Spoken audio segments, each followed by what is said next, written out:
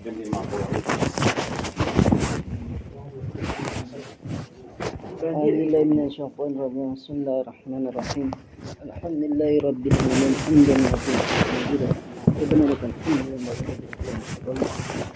Allahumma shalli ala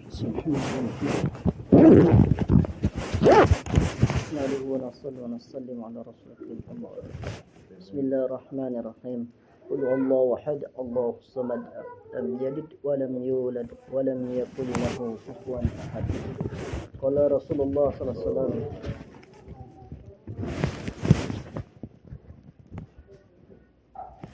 Qala Rasulullah sallallahu alaihi wasallam. Kullu ummati yadkhuluna al-jannah illa man aba. Qila wa ma ya'ba Rasulullah? Qala man ata'ani dakhal jannah wa man asani faqad aba. Alhamdulillah, bahagia mulia. Puji syukur kepada Allah SWT yang mana Allah SWT telah pilih kita dalam majlis. Dengan rahmat dan kasih sayang Allah SWT, kita telah didudukkan dengan perkara kesibukan agama, dengan amalan agama. Yang mana perkara ini bukan kebetulan. Allah hadirkan kita di sini bukanlah kebetulan. Tapi bagaimana dengan kehadiran kita ini, kita tahu maksud keinginan Allah Subhanahu wa taala. Allah kirim kita ni ke dunia, ke majlis untuk perkara-perkara kebaikan. Yang mana kita datang ke dunia ini untuk maksud yang besar, untuk maksud mentaati Allah Subhanahu wa taala, bukan disibukkan dengan keperluan-keperluan. Keperluan tak mesti kita pikirkan, tapi keperluan telah Allah tentukan, Allah tetapkan. Rezeki, bala, maut, semua telah Allah tetapkan. Berapa banyak kita punya keperluan telah Allah tulis. Tapi untuk perkara agama, maksud kita datang ke dunia ini, maka kita harus berusaha, berjuang supaya kita selalu dalam hidayah. Tanpa mengerti akan maksud hidup Allah kirim ke dunia ini, maka kita akan celaka di dunia ini. Sebagaimana dikatakan seorang yang pergi ke kebun, kalau niatnya ke kebun hanya makan, minum, kawin, mandi, tidur, dia tidak bercocok tanam, maka suatu saat dia akan gagal. Habis masa dia pergi ke kebun, hari habis, minggu habis, bulan habis, tahun pun habis. Dia tidak akan berkunjung panen. Kenapa? Karena dia tidak bercocok tanam. Maksud kita datang ke kebun bukan untuk keperluan, tapi untuk maksud itu bercocok tanam. Kalau kita bercocok tanam datang ke kebun, maka walaupun masa kita habis, suatu saat, suatu masa kita akan panen. Begitulah kita datang ke dunia ini. Allah hadirkan kita ke dunia ini bukan untuk makan, minum, kawin, tidur, bukan. Tapi bagaimana mentaati Allah, perintah Allah, agama sempurna dalam kehidupan kita. Kita menjalankan perintah-perintah Allah, maka suatu saat nanti begitu kita mati baru kita terbangun yang sesungguhnya. Bahwa kita akan menikmati panen amal kita bermula dari alam kubur. Hidup yang sesungguhnya dimulai di alam kubur. Namun Pak hadirin mulia, hari ini bagaimana kita mewujudkan perkara ini untuk dalam kehidupan kita. Sudah jadi sunnatullah bahwa kebahagiaan, kejayaan Allah letakkan untuk mendapatkan maksud dalam agama. Sejauh mana kita menurut perintah Nabi, perintah Allah dengan cara Nabi, maka sejauh itulah kepahaman agama akan datang kepada kita. Untuk mendapatkan kepahaman agama, ada yang lebih mudah lagi dan singkat yang telah dicontohkan, yaitu dengan ikut medan dakwah. Bukan yang lain tidak bisa, bisa. Ibadah bisa, zikir bisa. Tapi itu belum lagi sempurna. Tapi kita umat akhir zaman punya tugas yang sangat mulia untuk menyelamatkan kita mudah mengamalkan agama secara kapal, yaitu dengan menghidupkan usaha Nabi, yaitu usaha nubuah. Usaha nubuah berhajat dengan pengorbanan. Usaha nubuah adalah berhajat dengan pengorbanan. Dengan banyak pengorbanan dalam urusan nubuah, maka kepahaman agama akan banyak. Walaupun kita banyak ilmu, banyak belajar, tapi tidak dilibatkan dalam usaha nubuah, maka kepahaman akan dangkal. Ilmu nubuah ini seperti sebenarnya handphone, chip, memori. Kalau handphone menggunakan kilobyte, maka memori sedikit, apapun yang dimasukkan dalam handphone itu dia akan mental, tidak bisa. Tapi kalau ada memorinya megabyte, maka handphone itu sudah ponik-ponik. Apabila kilobyte giga, maka dia bisa banyak mengambil, merekam. Apapun yang di dalam itu bisa direkamnya. Bisa selawatkah? Bisa ceramah-ceramah. Kalau memori handphone itu yang chip ya, tadi banyak memorinya. Begitu juga pengorbanan kita dalam agama ini. Kalau kita dangkal dalam pengorbanan, apapun yang disampaikan dalam ceramah-ceramah, maka kita tidak bisa ngamal, mental. Walaupun sering kita duduk dalam majelis-majelis, tapi memahami ilmu agama itu tidak bisa. Ilmu sudah banyak, tapi memahami ilmu itu susah. Karena tidak ada pengorbanan seperti handphone kilobyte. Maka apapun kita masukkan di situ, tidak akan mental lagi. Tapi kalau megabyte, maka seperti pengorbanan kita. Apa yang disampaikan orang tua kita mengamalkan agama, apapun takaza-takaza agama, kita akan mudah paham. Oh ini maksudnya ini. Oh maksudnya ini. Dan kita mudah mengamal. Bahkan kita duduk dalam ilmu masail pun apa yang disampaikan kita paham, mengerti. Dan kita ada kekuatan mengamalkan. Kenapa? Karena ada pengorbanan. Ilmu nubuah ini adalah pengorbanan. Maka suatu saat mungkin kita sering dalam taklim disampaikan, barang siapa menjaga solat, maka dia akan dapat pahala 27 derajat. Kemudian kita lagi taklim lagi, dapat lagi hadis, barang siapa menjaga 40 hari solat, tidak pernah tinggal tabiratul ula, dia akan terbebas dari siksa neraka dan orang sifat munafik. Maka kita pun berjuang mengamalkannya. Salat berjemaah di masjid, kemudian berusaha tidak pernah ketinggalan takbiratullah selama 40 hari, maka ada untuk mendapatkannya, yaitu salah satu sarana yang keluar 4 bulan. Akan mudah, tapi di rumah sendiri susah mendapatkan hadisnya susah. Kalau tidak ada pengorbanan, tidak ada kekuatan menjaga takbiratullah selama 40 hari di muqam. Maka dia yang keluar jalan Allah, kita dapat mengamalkan hadis ini, mempraktekkan langsung. Dapat lagi hadis nanti, beruntunglah orang seumur hidup tidak pernah ketinggalan takbiratul ula. Maka kita dengan pengorbanan seperti ini akan memahami hadis-hadis Nabi. Maka Pak hadirin ini yang mulia, maka untuk ilmu nubuah ini bukan untuk laki-laki saja, tapi seorang perempuan pun berkewajiban untuk menuntut ilmu dengan usaha nubuah ini. Untuk menyelamatkan diri kita supaya agama kapa dalam kehidupan rumah tangga kita. Dikatakan di dalam Al-Quran diceritakan ilmu nubuahnya berkembang, usaha dakwahnya berkembang, akan ada perubahan apabila kita semua ambil bagian. Satu keluarga bisa berubah dengan ada kerjasama, ada rasa tanggung jawab. Laki-laki perempuan bertanggung jawab mewujudkan usaha dakwah. Hadiah dari usaha dakwah ini ya kita mengamalkan agama. Mengamal agama secara kafah. Apabila kita tidak ambil bagian, maka tidak ada kekuatan. Seperti dikatakan dalam Al-Quran itu, istri Nabi Nuh. Nabi Nuh dakwah 950 tahun. Tapi istrinya tidak ambil bagian dalam usaha dakwah. Maka musibah binasa istri Nabi Nuh karena tidak ambil bagian dalam usaha dakwah, tidak mewujudkan agama dalam kehidupan dia. Istri Nabi Lut begitu juga. Nabi Lutnya dakwah, tapi istrinya tidak mendukung usaha nubuah, tidak mendukung usaha dakwah, sehingga agama tidak wujud dalam diri dia. Sehingga istri Nabi Lut pun dibinasakan Allah SWT. Begitu juga kita hari ini, kalau suaminya hanya pegang usaha dakwah, pegang usaha nubuah, tapi istrinya tidak, maka pasti dan pasti suaminya ngamalkan agama, istrinya tidak akan ngamalkan agama. Karena mengamal agama ini suami mengarahkan, mengajak mengamal agama, tapi istri kalau tidak ambil bagian, tidak akan ada kekuatan istri mengamal agama. Jadi mesti mengamal agama ini, mengambilkan usaha dakwah harus dua-duanya.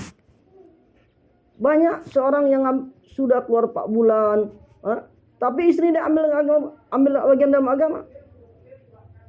Dia ke masjid, tapi istri masih buka aurat. Kenapa? Karena tidak diberi Allah kasih. Tidak mau ambil bagian, tidak mau peduli untuk diri sendiri. Seorang suami bertanggung jawab mengajak istrinya untuk ambil bagian usaha dakwah. Supaya kita nih ada kerjasama tanggung jawab dalam kerja dakwah. Pengorbanan sama suami dan istri ambil bagian dalam usaha dakwah, maka akan jadi asbab hidayah. Sebagaimana Khadijah radhiyallahu anha ada kerjasama dengan Nabi, maka menjadi asbab hidayah. Perubahan besar di Mekah Madinah diawali ada seorang wanita mengambil bagian dalam usaha dakwah, membantu Nabi dalam kerja dakwah. Kekuatan wanita ini pengaruhnya besar. Negara pun bisa tumbang asbab wanita. Perusahaan bisa tumbang gara wanita.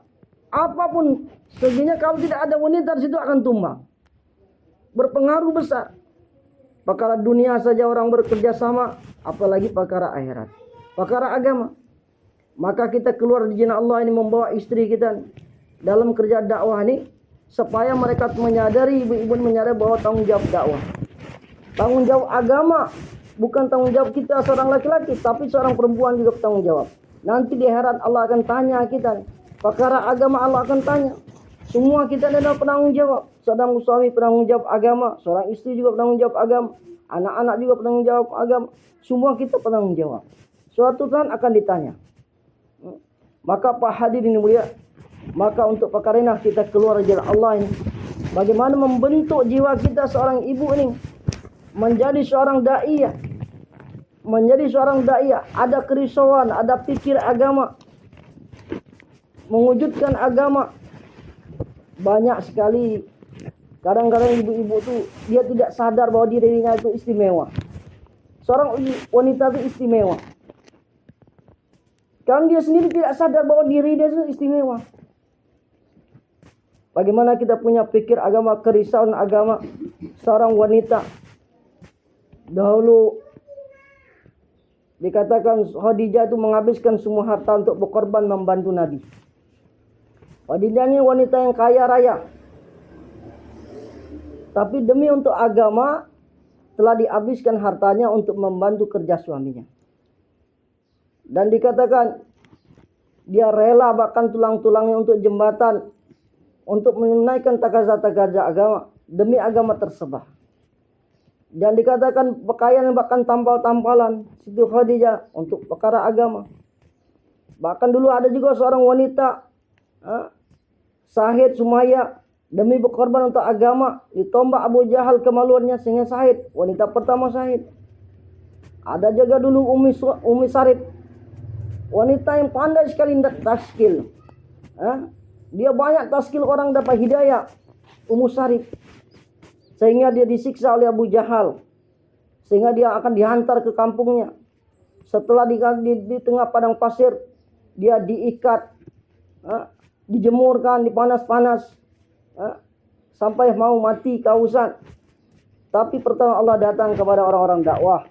Sehingga dikata ulama datang air dari langit, bagaikan pancuran, membasahinya sehingga minum dia dengan air itu. Pertolongan Allah datang kepada dia. Dia disiksa. Banyak orang-orang dahulu wanita-wanita disiksa untuk berkorban untuk agama. Maka kita membentuk ibu-ibu ini keluar musturat punya pikir risau untuk tujuan untuk mengajak kita, untuk keluarga wanita kita, bibi kita, keponakan kita, perempuan-perempuan datang ke rumah kita, jangan sampai mereka tidak kenal usaha dakwah. Jangan sampai mereka tidak kenal usaha dakwah, tidak kenal usaha nubuah. Nanti kita ditanya oleh Allah Subhanahu wa taala. Kemudian ibu-ibu kita ingin keluar jalan Allah, ingin bentuk bagaimana ibu-ibu menjadi seorang muta'alimah, orang alim, bertanggung jawab dengan taklim amalan rumah dia.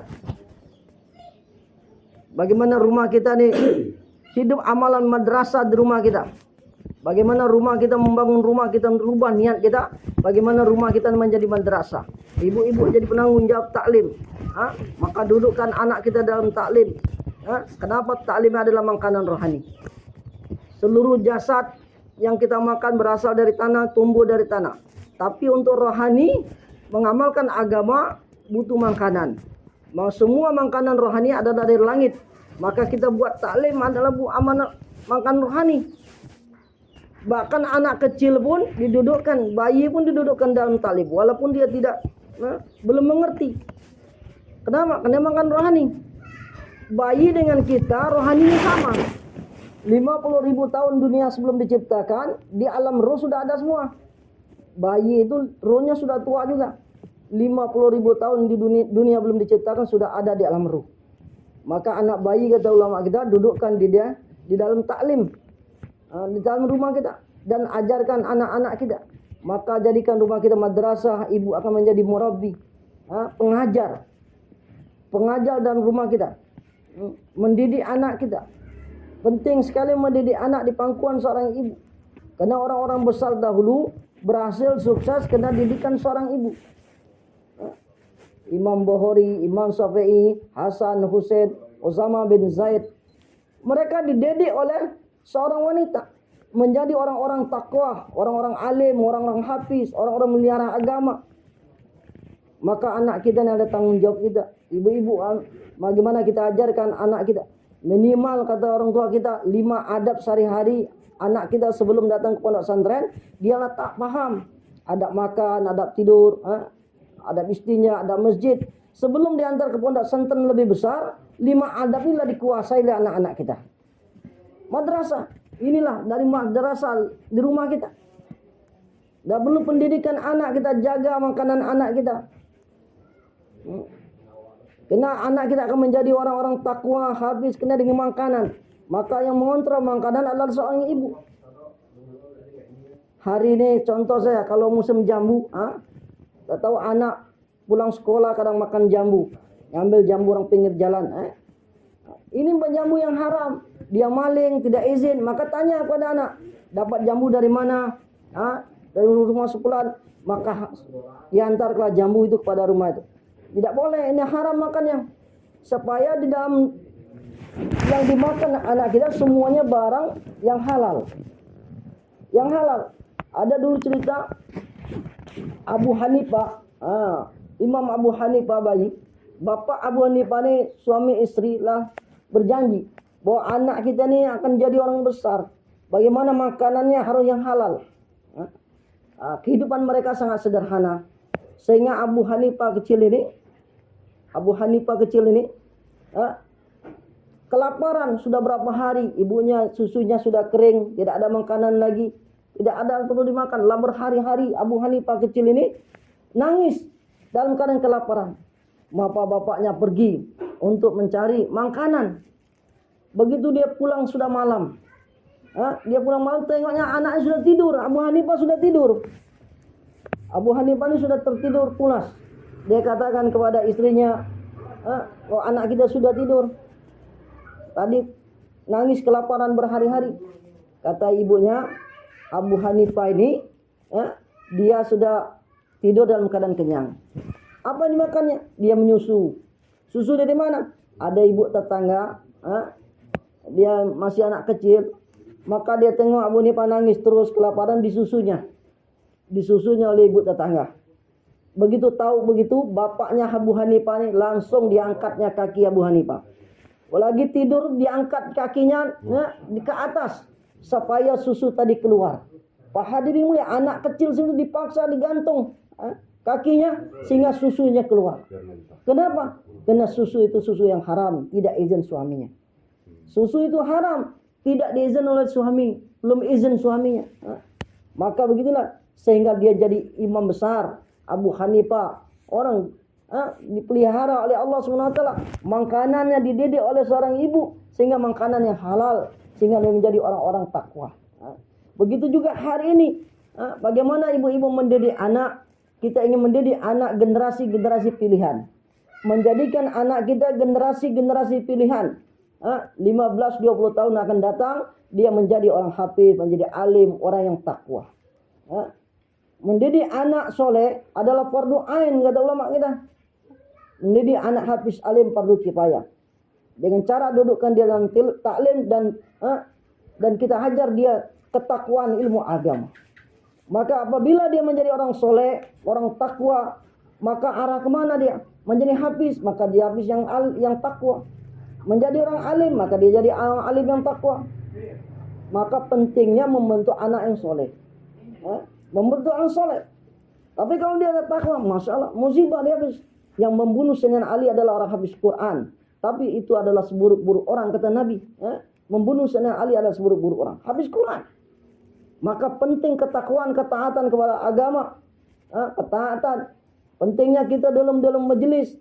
Di rumah kita. Sehingga Allah beri kepahaman. Kemuliaan seorang alim. Kemuliaan orang sahabat. Kita diberi Allah kepahaman. Kemuliaan ustaz. Walaupun dia ustaz kampung. Kita harus anak orang pun dia alim. Dia orang baru. Ulama baru. Dia akan menghargai orang alim di kampung dia. Dia akan menghargai ustaz-ustaz kita di kampung. Walaupun mengajar iqra. Umur 60-70 tahun sudah lama dia mengabdi mengajar iqra. Kalau anak kita orang alim, orang hafiz yang takwa, dia akan menghargai ulama-ulama lebih awal daripada dia. Dia tidak akan meremehkan. Maka didikkan seorang imam. Pak hadirin yang mulia. Tapi kalau kita tidak dididikkan, Masya Allah, hari ini sebarang kita berjalan ke Mentok, contoh, naik bis, mobil, Mercy, bis Mercy, baby van, tapi sopirnya mabuk. Apa yang terjadi? Semua penumpang akan berteriak. Begitupun hari ini apabila pemimpin kita tidak ada amal agama, semua orang akan berteriak. Tukang sayur teriak politik, pedagang teriak politik, ibu-ibu pun teriak politik. Semua yang bukan kepentingan dia berteriak, mengadu, mengeluh. Maka hari ini kita ingin mendidik anak kita. Maka suatu saat nanti gubernurnya seorang hafiz Quran, meluangkan masa keluar 4 bulan, berjuang di jalan Allah. Begitu juga presiden kita. Begitu orang-orang taat kepada Allah. Walaupun dia polisi, tentara juga taat kepada Allah, hafiz alim. Dia menjadi orang kaya, begitu juga hafiz alim juga taat kepada Allah. Didikan seorang wanita. Dari hari ini kita belajar mendidik anak generasi-generasi. Tahun 2005 satu orang pun tidak ada hafiz Quran di Bangka. Ustaz Marus keliling, kita nemani Ustaz Marus keliling. 2005 satu orang pun belum ada hafiz Quran di Bangka. Bahkan bapak depak katakan kalau orang mau hafiz Quran saya ingin kasih uang. 2005. Hari ini sudah banyak orang hafiz, orang alim. Asbab pendidikan dakwah. Kemudian Pak hadirin mulia, ibu-ibu ini bagaimana ingin menjadi khadimah, pendamping suami, melayani suami, berkhidmat pada suami dan anak dalam rangka mencari ridha Allah Subhanahu wa taala. Bagaimana khadim? Sebagaimana Khadijah dikatakan khadim Nabi. Hebatnya menjadi khadim Nabi Khadijah ini dikatakan belum dipanggil sudah datang, belum dipinta sudah diberi. Menunjukkan Khadijah tahu benar keadaan Nabi, keinginan Nabi, kebiasaan Nabi. Contoh saja kalau kita hari ini, kalau suami kita hobi ngopi contoh, pulang dari kerja, tidak mesti dipinta, dibuatkan kopinya, dibuatkan kopinya. Kalau dia hobi ngeteh, dia pulang kerja, pasti panas dan peluh, maka yang punya AC, pasti suami kita masuk kamar, maka hidupkan AC. Sebelum dia masuk kita siapkan AC. Dia nggak tahu. Apalagi yang pulang sudah main telepon. Sebentar 10 menit lagi saya sampai. AC dihidupkan, anduk telah disiapkan, baju telah disiapkan, baju baru, air kolam sudah banyak, sudah berisi penuh. Perkhidmatan, Masya Allah. Ini ibunya akan masuk surga sebagaimana Atika. Atika wanita pertama masuk surga setelah Fatimah.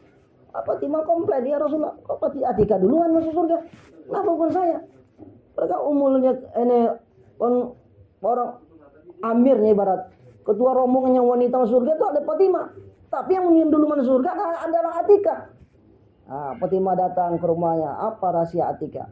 Ternyata Atika ini orang yang menjaga amanah. Fatimah bawa Hasan Husain ditolaknya. Padahal tahu bagaimana keistimewaan Hasan Husain. Anak kecil tapi ditolak. Ternyata pesan suami tidak boleh membawa laki-laki datang ke rumah.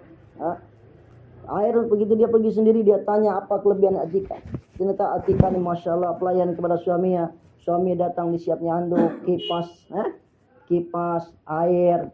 Bahkan kalau pelayanan tidak suka, puas boleh dipukul. Masya Allah. Kalau tidak sampai seperti itu kan. Kita belajar pelayanan Atika. Kalau suami datang pulang, siapkan anduk, siapkan kipas angin, hidupkan kipas angin, air dan sebagainya. Ini pelayanan hebat. Ternyata Atika nanti di surga adalah menenteng talinya kendaraannya Fatimah. Dia di depan membawa tali kendaraannya Fatimah. Fatimah naik surga, masuk surga, naik kendaraan, yang megang tali kendaraannya itu adalah Atika. Maka dia duluan masuk surga daripada Fatimah. Ini keistimewaan Atika.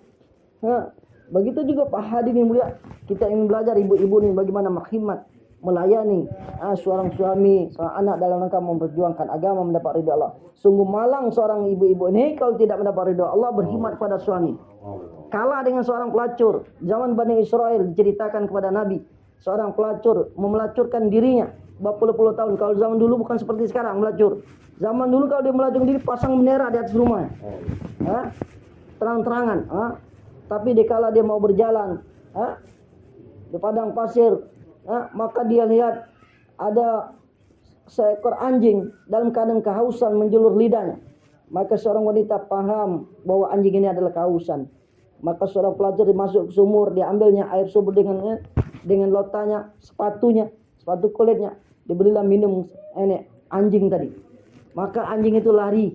Maka seorang wanita ini tersenyum, dia melakukan sesuatu kebaikan kepada makhluk Allah. Diberitakan kepada Nabi, ini zaman Bani Israel, diberitakan kepada Nabi bahwa wanita ini adalah ahli surga. Berarti beriman kepada anjing pelacurin. Masya Allah, kalau ibu-ibu ini beriman, ibu ini orang-orang baik-baik, suaminya juga baik-baik. Suami kita berjanggut, berjubah, bersorban, pagi gamis, hari-hari pikir agama, buat musyawarah, menghidupkan sunnah. Sungguh malang nasib kita kalau kita tidak dapat ridha Allah. Kalau seorang pelacur yang berkhidmat kepada anjing saja dapat ridha Allah, bagaimana kita? Ini peluang besar mendapat ridha Allah. Maka kita tahu bagaimana menentukan amal kita. Mana paling diutamakan amal dalam perkhidmatan kepada suami. Seorang wanita dulu soleh juga Bani Israel, ahli baca Al-Quran, ahli tahajud, ahli puasa, ahli zikir. Tapi kesalahan dia memelihara kucing, tidak membiarkan kucing itu bebas untuk nyari makan. Dia pun lupa, mungkin dia tidak bisa memberi makan kucing itu. Sehingga diceritakan kepada Nabi bahwa wanita itu adalah neraka, ahli neraka. Kita tidak mau juga kita keluar dari jalan Allah, beribadah, zikir, ibadah dan sebagainya. Ternyata kita tidak jeli, kita tidak berkhidmat pada suami kita. Kapan suami kita manggil, kapan suami kita mau butuh kita, saya sibuk zikir, saya mau sholat dua. Maka ini wajib mendatangi seruan suami. Maka kita paham ini amal paling besar. Kalau suami kita manggil, kalau kita di rumah, kita harus bersegera, labbaik ya Abi. Kita datang seruan, tinggalkan amal-amal infradi, baca Al-Quran kita, duha kita. Maka kalau seorang wanita walaupun ibadah di rumah, dia lagi sholat duha, suami yang manggil, dia teruskan sholat itu, satu jengkal pun tidak akan naik ke langit, kata ulama amalannya. Seorang wanita masuk WC, dalam WC, suami dia manggil, dia hanya berdeham saja, maka wanita yang dilaknat Allah. Maka Pak Hadirin mulia, kalau suami di dalam kamar mandi, dia cukup berdeham. Kalau istrinya manggil, kalau seorang istri di dalam WC, suami yang manggil, dia harus berteriak, ya Abi, saya lagi di toilet, saya lagi di WC. Segera ngomong. Kalau kita WC, kalau suami kita yang manggil, maka bagaimana caranya? Kalau suami kita ada di rumah, kita harus dekat dengan suami kita, tahu dengan suami kita keadaannya. Jangan suami kita ada, kita sibuk ngobrol dengan tukang sayur, ngobrol dengan tukang sayur. Maka cepat-cepat pulang kalau suami kita ada. Selesaikan keperluan masak dan sebagainya, perkhidmatan kita buat. Kita belajar seperti ini. Belajar berkhidmat. Tahu bagaimana tempat amal. Tempat amal yang lebih diutamakan. Kalau suami kita ada, kasih tahu, tafakur. Bi, jangan panggil, saya mau sholat duha. Suami kita tahu posisi kita lagi sholat duha. Bi, saya mau ke toilet. Pergi kasih tahu suami kita tidak manggil. Tapi kalau bapak-bapaknya di dalam WC, kalau istrinya manggil cukup berdenam. Tapi kalau ibu kita manggil, kita berteriak juga. Ya bu, saya lagi di WC. Kalau ibu yang manggil, seorang laki-laki di WC, maka kita berteriak, wajib menyaut seruan ibu kita. Maka Pak hadirin mulia, inilah menjadi kita nak jeli menjadi seorang khadim. Bagaimana kita dalam pelayanan sehingga kita hari-hari kita mendapat ridha Allah Subhanahu wa taala. Maka Pak hadirin mulia, kemudian kita bagaimana belajar kehidupan sederhana, kehidupan zuhud, sederhana. Kita ingin belajar orang-orang terdahulu sebagaimana sahabat hidup zuhud. Bahkan dikatakan Fatimah seluruh pekerjaan rumah tangganya dikerjakan dengan tangan sendiri. Padahal itu tugas seorang laki-laki. Tapi dia tidak pernah komplain, tidak pernah ngeluh kepada Nabi. Dia seluruh pekerjaan rumah tangga dibuatnya sendiri. Bahkan dikatakan salah satu ada Bibi Asma. Dia telah membagikan uang sampai 70.000 dinar. Tapi baju lengannya masih tampal-tampal. Kehidupan mereka, Aisyah hanya 2 kali saja memiliki pakaian baru. Seumur hidupnya 2 kali memiliki pakaian baru, Aisyah. Kita tahu lagi istri sahabat lain seperti Ummu Salamah. Dikala hari pernikahan dia dengan Nabi, hari pernikahan Nabi pengantin baru, hari pernikahan dengan Nabi, dia hanya mendapat rumah bekas rumah Zainab. Zainab waktu itu meninggal, Nabi nikah lagi dengan Ummu Salamah. Maka rumah Zainab ini ditempati oleh Ummu Salamah. Hari pernikahan dia temui rumah itu, dalam rumah itu biji-biji gandum, dan air, dan 1 kuali untuk masak. Maka dia bermasak, mesin giling gendum, biji gendum, giling gendum, mesin penggiling gendum, dan kuali. Maka dengan bahan inilah hari pertama pernikahan dia buat bekerja, diolahnya gendum tadi, digilingnya, langsung dia buat bubur untuk menjamu suaminya. Rasulullah waktu itu. Inilah makanan pertama dia pengantin baru, hari pertama dia langsung berkhidmat kepada Nabi. Apa yang ada di situ dia buat masak, berkhidmat. Dikerjanya sendiri membuat bubur untuk makanan Rasulullah SAW. Ummu Salamah. Padahal kita tahu sejarah Ummu Salamah, subhanallah, salah satu wanita dalam pengorbanan yang sangat besar, Ummu Salamah. Penderitaan cinta sejati dia dengan Abu Salamah, kita tahu bagaimana cerita Ummu Salamah. Cinta dia dengan Abu Salamah. Mereka menikah masih dalam keadaan sepupu. Abu Salamah adalah seorang laki-laki dari Bani Mukhirah. Dia orang ke-11 masuk Islam, termasuk Karkun Awalun. Setelah pernikahan, kehidupan mereka sederhana dan diganggu orang-orang kafir. Maka mereka dengan diganggu orang kafir, waktu itu masih sembunyi-sembunyi dakwah Nabi, tidak bisa membeli pertolongan. Maka dengan diganggu orang kafir, kehidupannya sederhana, teolog dan sebagainya, maka dia hijrah ke Abasyah. Suami istri ini menikah, Ummu Salamah dengan Abu Salamah, hijrah ke Abasyah. Di Abasyah dia dapat anak Salamah. Maka dikenal mereka Ummu Salamah dengan Abu, dapat anak Salamah. Masih kecil, setelah di Abasyah dia kembali lagi ke Mekah. Dalam di Mekah dia, Masya Allah, masih ternyata belum tenang masa di Mekah. Masih keributan luar biasa, bergejolak, karena masih awal-awal dakwah. Karkun awalun, biasa orang awalun pasti menderita awal-awal. Sehingga mereka sering sekali mereka ini pasang suami istri hidup sana berpindah-pindah tempat. Pindah-pindah mengkomi. Pindah-pindah mengkomi. Maka dikala suatu saat dia mengambil keputusan untuk hijrah ke Madinah. Hijrah ke Madinah, bermusyawarah mereka untuk hijrah ke Madinah. Maka sepakat besok mereka, Abu Salamah mempersiapkan perbekalan untuk perjalanan dia ke Madinah. Abu Salamah, onta-onta, makanan telah disiapkan di atas onta. Maka Salamah yang masih kecil ini dinaikkan di atas onta dan Ummu Salamah di atas onta. Abu Salamah menenteng onta, berjalan kaki, menenteng onta. Perjalanan mereka kurang lebih 3-4 mil diceritakan. Kurang lebih titik sekarang itu Tan'im, tempat orang mikot ambil umroh. Kalau bapak ibu-ibu umroh, kenanglah kisahnya Ummu Salamah di situ. Setelah perjalanan mereka kurang lebih 3-4 mil, sampailah di Tan'im. di padang pasir itu, di situ padang pasir itu, datanglah suku Bani Mughirah. Bani Mughirah ini keluarga dari Ummu Salamah. Dia kata marah-marah, bencak-bencak. Woi Abu Talha, silakan kau pindah-pindah, kayak kucing beranak lah. Tapi jangan kau bawa anak kami. Silakan kau pindah kemana-mana, tapi jangan kau bawa anak kami. Maka diambil oleh rombongan Bani Mughirah dari tangan Abu Talha tali onta ini. Maka dia diusir, pergilah ke Madinah, pergi Madinah. Maka akhirnya Ummu Salamah dibawalah oleh keluarga dia Bani Mughirah. Pulang, bawa pulang. Ternyata tidak lama, ternyata datang juga Bani Asad. Dapat kabar hari berikut. Datang kabar. Berjalan datang Bani Asad. Bani Asad ini adalah keluarga dari Abu Talha, Abu Salamah.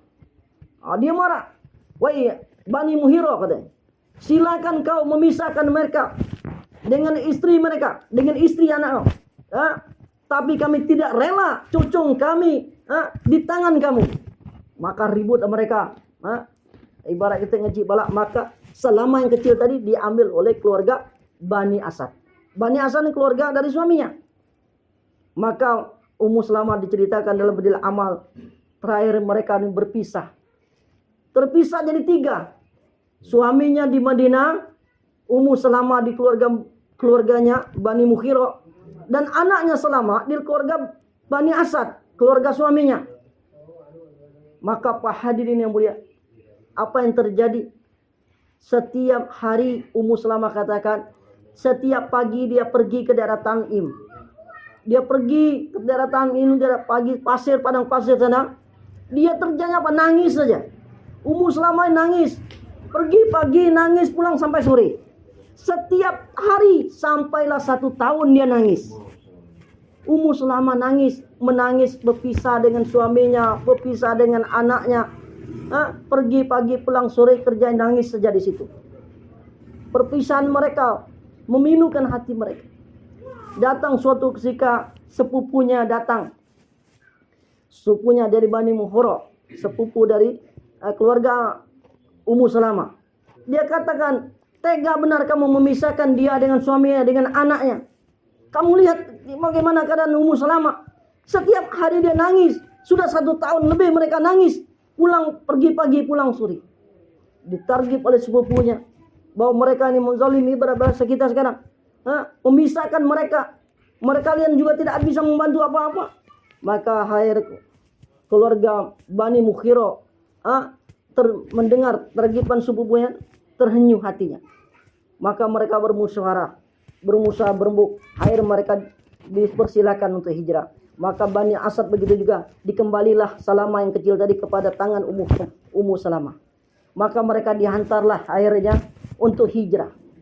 Maka terakhir Pak hadirin mulia, maka Ummu Salamah memutuskan untuk hijrah menyusul suaminya ke Madinah bersama anak yang kecil Salamah. Menyiapkan perbekalan dia untuk menyusul suami yang telah dirindukannya 1 tahun. Maka dalam perjalanan hijrah dia begitu sampai di Tan'im, Masya Allah, kena tawakalnya, ketaatan kepada Allah, kerinduan kepada suaminya, asbab agama, ditinggal agama, dia setia tinggal agama untuk agama. Maka dalam time datang pertolongan Allah, ada seorang karkun namanya Utsman bin Talha. Dia tengok Ummu Salamah berjalan sendiri di Tan'im, dulu padang pasir. Maka mau kemana dia katanya? Mana kan tidak ada ganti. Maka saya akan membantu dia menemani. Ternyata si Utsman bin Talha ini orang amanah. Maka dihantarlah Ummu Salamah ini ke Madinah. Ini karkun amanah. Begitu Ummu Salamah mau istirahat, maka unta diturunkannya, didudukkannya. Sudah didudukkannya, Ummu Salamah turun, maka Utsman bin Talha ini dia sembunyi di balik pohon. Dia tidak melihat Ummu Salamah turun. Begitu hajatnya mau turun, maka dia segera sembunyi balik pohon. Dipersilakan ini Ummu Salamah untuk turun makan sebagai keperluan dia. Sudah selesai, maka dia begitu juga naik lagi. Kemudian Ummu Talha baru datang lagi menuntun onta sampailah ke Madinah. Begitu sampai di Madinah, di daerah Kuba, masuk Kuba sekarang. Maka kata Utsman bin Toha, wahai Ummu Salamah, di sini suami kamu muqimi. Abu Salamah, di sini muqimina, maka saya akan mengantar kamu cukup di sini. Maka dia pergi lagi ke Madinah, Pak. Pergi lagi ke Madinah. Ini jauh Madinah tuh, hampir 500 kilo. Pak hadirin mulia, disitulah Ummu Salamah berjumpa dengan suaminya Abu Salamah. Pak hadirin mulia, begitu juga itibak kita hari ini, Pak hadirin mulia, dalam pengorbanan agama ibu-ibu, kita punya hajat. Bagaimana kita hari ini? Kita belum sampai ditinggal 1 tahun. Kita belum sampai ditinggal tahun, kita akan ada hajat kudama.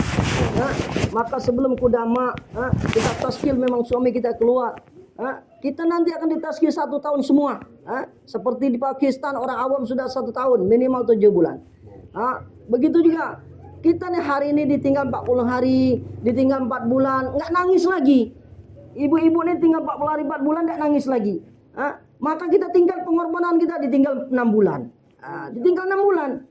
Kalau sahabat 1 tahun nangis, 1 tahun nangis. Ummu Salamah ditinggal 1 tahun baru nangis. Kalau ibu-ibu ini lah kapalan, ditinggal 40 hari 4 bulan, udah nangis lagi. Maka perlu pengorbanan, tingkat pengorbanan kita 6 bulan. Taskil suami kita keluar 6 bulan. Bi, aku nih tidak nangis lagi ditinggal 40 hari. Aku nih tidak nangis lagi ditinggal 4 bulan. Cobalah Abi keluar 6 bulan. Biar aku selama 6 bulan nangis terus. Pulangnya mata bengkak. Ini hidayah. Tingkat pengorbanan. Ummu Salamah ini cuma salah cinta sejati dia kepada suaminya. Kalau ibu ini cinta sejati suami, mudah taskil suami itu. Mudah taskil suami. Maka sebelum Abi berangkat, aku nak nisab keluar dulu. Sebelum Abi keluar 6 bulan, keluar 4 bulan, saya mau nisab 10 hari dulu. Saya mau keluar 40 hari mustorot dulu, kan? Keluar 40 hari mustorot, 40 hari berarti kalau 6 bulan tinggal dipotong saja sisa masanya. Sisa masanya 4 bulan lebih. Kalau keluar 40 hari mustorot, mau keluar 4 bulan berarti tinggal 2 cila lagi. Maka Pak hadirin yang mulia, maka ibu-ibu sebelum suami ditaskil 4 bulan nanti ditaskil, ibu-ibu ini catat juga. Mau keluar 3 hari nisab. Jangan sampai bapak keluar intekorim 6 bulan 4 bulan, tapi suami istri ketinggalan nisab. Musibah. Muasyarah kita lemah. Salah. Sebagaimana kita berangkat keluar intekorim 4 bulan, utang di tetangga belum selesai muamalah kita. Kita keluar 4 bulan, tapi muamalah utang di tetangga tidak dibayar. Begitu juga nisab istri kita nak kita bayar dulu. Maka besok kita akan berangkat jemaah 3 hari dalam waktu yang singkat-singkatnya. Ibu-ibu pastikan sebelum suami masuk ke dama kita sudah nisab semua. Sudah nisab 3 hari, sudah nisab 10 hari, sehingga kita dikeluar ya Allah dalam keadaan masih dalam keadaan keluar ya Allah. Suami kita syahid, maka ibu ini masih dalam dihitung huruf fisabilillah seumur hidup. Masya Allah. Karena dalam kalam nisab huruf fisabilillah. Maka kita dihitung huruf fisabilillah. Maka ibu-ibu catat namanya bapak kita, suami kita tingkatkan pengorbanan. Sedangkan ibu-ibu pastikan bisa keluar mustorot secepat-cepatnya. Insyaallah semua niat. Taskil. Taskil. Taskil ibu-ibu semua. Semua masing-masing jadi tim taskil.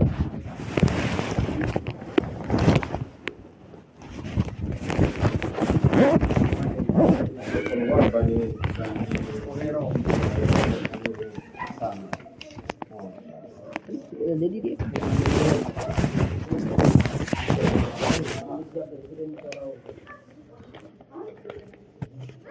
kertas taskil di dalam tuh kan deh, masih banyak kan?